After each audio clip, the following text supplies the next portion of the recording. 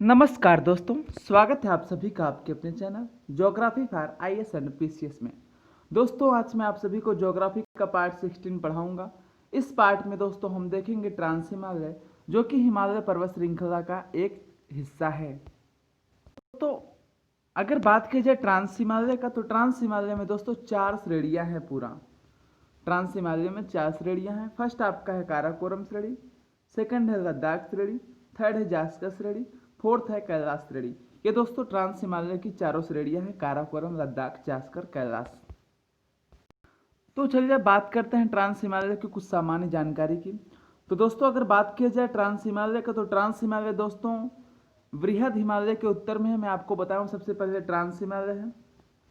सबसे पहले आपका है ट्रांस हिमालय, फिर आपका है हिमाद्री हिमालय, जिसको महान हिमालय भी कहते हैं, वृहद हिमालय भी कहते हैं। फिर उसके बाद आपका है लघु हिमालय, जिसको हिमाचल हिमालय भी कहते हैं। फिर उसके बाद आपका है शिवालिक हिमालय।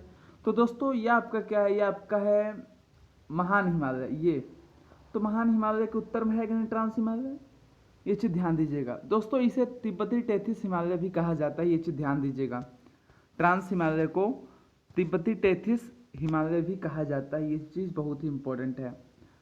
नेक्स्ट पॉइंट है दोस्तों, ये जो ट्रांस हिमालय है नहीं, ये इंडो सांगपो सचर जोन के द्वारा हिमाद्री से अलग होता है, ये चीज़ ध्यान दीजिएगा दोस्तों। मैं आपको बता चुका हूँ ऑलरेडी कि ट्रांस हिमालय हिमाद्री हिमालय से इंडो सांगपो सचर जोन के द्वारा अलग होता है।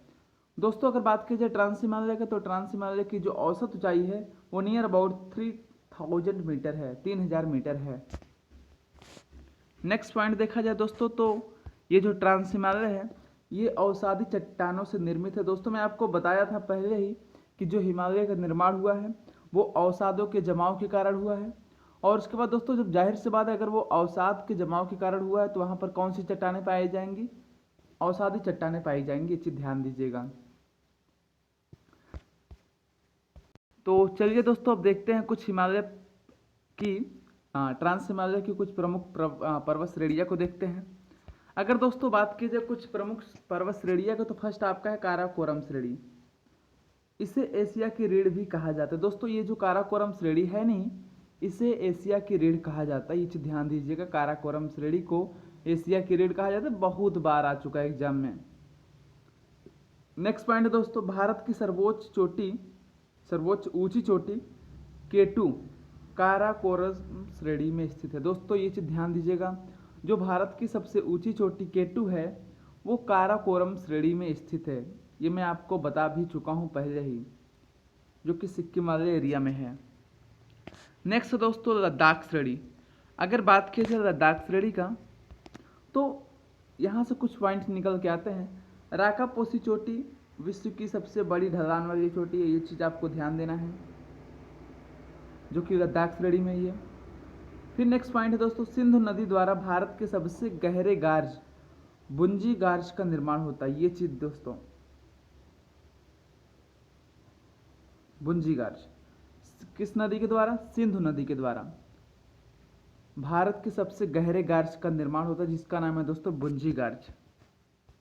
नेक्स्ट पॉइंट है दोस्तों, लद्दाख श्रेणी श्योक व सिंधु के मध्य जल विभाजक का काम करती है। दोस्तों ये चीज़ ध्यान दीजिएगा, जो लद्दाख श्रेणी है वो श्योक नदी और सिंधु नदी के मध्य जल विभाजक का कार्य करती है, ये चीज़ ध्यान दीजिएगा।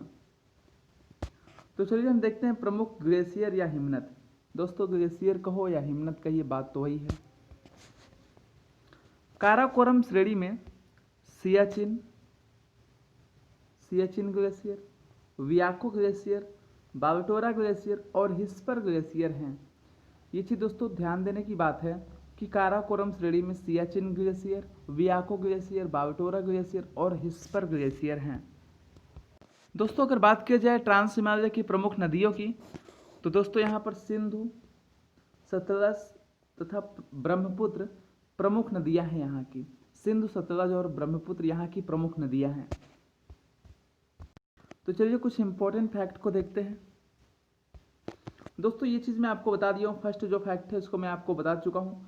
राकापोसी चोटी दुनिया की सबसे तीव्र ढलान वाली चोटी, ये चीज़ मैं आपको बता चुका हूँ, इम्पॉर्टेंट है, बार बार आपके एग्जाम में आता है। कौन सी चोटी ऐसी है जो कि दुनिया की सबसे तीव्र ढलान वाली चोटी है? दोस्तों बहुत तीव्र ढलान वाली चोटी है ये।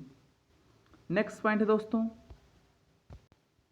सिंधु नदी एक बुंजी नामक गार्ज बनाती है, गार्ज का निर्माण करती है।